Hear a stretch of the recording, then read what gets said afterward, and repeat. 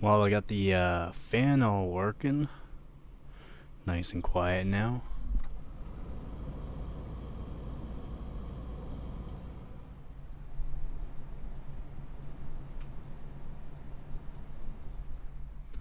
Don't pay attention to the PC behind it. It is just my daily. It gets taken apart and overclocked all the time, so it just looks like that. Well, there it is, the $269 PC. Doing 127 frames on low, 114 on medium, and a staggering 100 frames average on high, with a low of 60 and another test of 60 and another test of 64 and another test of low of 64 on high. This is outstanding.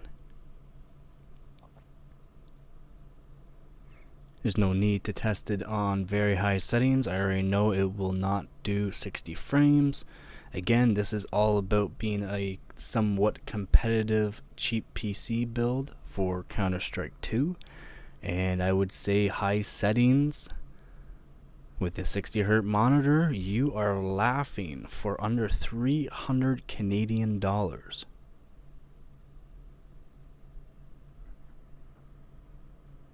For either medium or high settings, depending on whether or not you want that little extra bit of frames.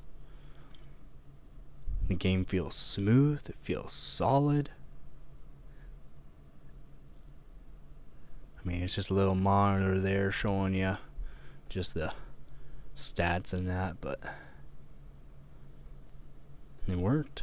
Everything worked nice. 8 gigs of RAM's enough.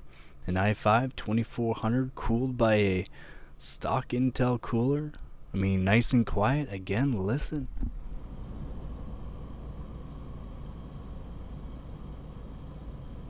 It's quiet. It's real quiet. It's absolutely amazing. GPU temperature never went over 45 degrees. I did modify the GPU, but I ran it at stock settings, so it never went past stock settings. CPU's all stock, everything's... the only thing I had to change in the motherboard is the fan. Yeah, for some reason it was disabled. That fan was cranked to the max. Now I have it set and it's nice and quiet throughout gaming. It's nice and quiet. I did show some temperatures. One of the temperatures was the air intake and the other one was the outtake, which is the Noctua fan there. And the outtake was a extremely sensitive K-type coupler, and that is the bottom one that you see.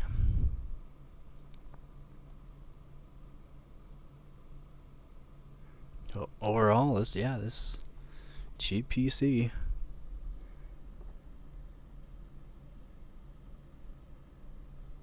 Nothing special, nothing special. $269. It's because I had to add in the extra fan just to make sure everything was going to be cooled.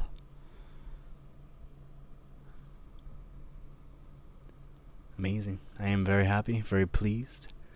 I hope everyone else is very pleased on the performance of this too. Again, if you're just looking to start off at Counter-Strike 2, at least 60 frames competitively. I'm not talking about, getting these 200 frames and then what I'm seeing in these other videos is, they're crashing. Or not crashing, sorry. Is that they're doing 200 frames with their cheap PC, but then their lows are like 35, 45. You can't game with that. If you get lows like that while you're playing competitively in CSGO, it won't work. You will miss your shots. You will either not be able to see the person in time and he'll get the shot on you. It is not worth your time.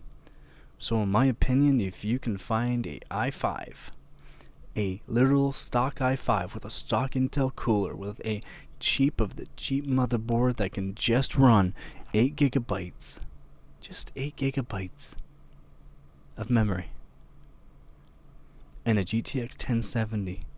It does not have to be like this one here. I paid $130. It does have the actual case for it, but I took it off. Like I said, I modified these things. I put core voltage mods on these things. I put no power limit mods on these. The motherboard, I'm thinking about doing something similar, but it won't do anything. I can put on, if I wanted, I could put on an extra 2 sticks. I could put an extra 2 sticks of RAM on it if I really wanted to, but then I'd have to figure out if this motherboard would have to have a special update for it, because it is an Acer Aspire 13333 or something like that, or an Acer Aspire 3333 I think I saw on the motherboard. And that's all it is. It's, yeah, cheap power supply, semi-modular, cheap PC case, just holds this. Kind of disconnected there. Although I could make this thing a sleeper, it does have the grommets, so I could put water cooling. I'm not saying the one I'm currently using for my daily. I have more than just one D5 pump and radiator with some. Yeah, I could put the 2080 Super. I could put the 2080 Super. There it is. Right there. I could put the 2080 Super on it. Or I can even put back the 3770K with the 2080 Super. Ooh, try that combo out next. Let me know in the comment section below if that would work. But again, I just ran this test. Again, you can watch the temps go up and down. But yeah, I ran this test. Low settings 5 times, medium settings 5 times, high settings 5 times, and guess what? That's it. That's all I'm doing. I'm not doing very high settings. There's no point. It will be less than 60 frames. You do not want less than 60 frames while gaming, or 60 frames while playing a competitive game that requires you to have steady frames that your monitor can support, which is going to be a 60 hertz monitor that you can pick up probably for $40 nowadays. A decent, cheap monitor.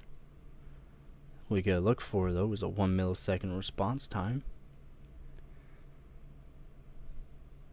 Could be a 28 inch, 26 inch, 30 inch, 32 inch, doesn't matter, as long as it has a 1 millisecond response time, 60 hertz minimum. If you find yourself a decent Asus one, Asus does make some decent older ones. You can overclock the frames on those monitors as well, so you can get up to 75 or even 85 frames, which will help you only if your cheap PC can do it. Again, thanks everyone for watching. Thank you for all the support. My channel has been blowing up the past 3 days, and it feels good. It feels good that this hard work goes in and actually gets paid off. Just people watching, people commenting, people liking. It's all that matters, man. Just people learning. Hope you guys learn that you can get a cheap PC, an i5 2400, 8 gigabytes of RAM, only 1300. They are only 1333 megahertz DDR3. They are nothing crazy. We're not talking about some 3000 megahertz DDR3. We're literally talking about the lowest of the low well, not the lowest of the low, but we're talking about pretty much the lowest of the low for DDR3. An i5 2400 and a GTX 1070 with you should pair with a decent power supply, in my opinion. It just helps overall. Components, everything, your electricity even in the long run. But yeah, that's it. $269 Canadian dollar PC can play Counter-Strike 2, low settings, 130 plus frames with an average of 84, or a low of 84, my apologies. And on median settings, it could do 114 frames average with a low of 70. I still can't believe it does that. And on high settings, it does 100 frames per second with a low of averaging of 64 frames. Out of all 5 tests, it averaged 64 on the low. Again, thank you everyone. Thank you for the support. This goes out to you. I gotta say, like the video, comment if you actually thought this thing was gonna do this, or comment if you have a PC like this. And don't forget to get her done.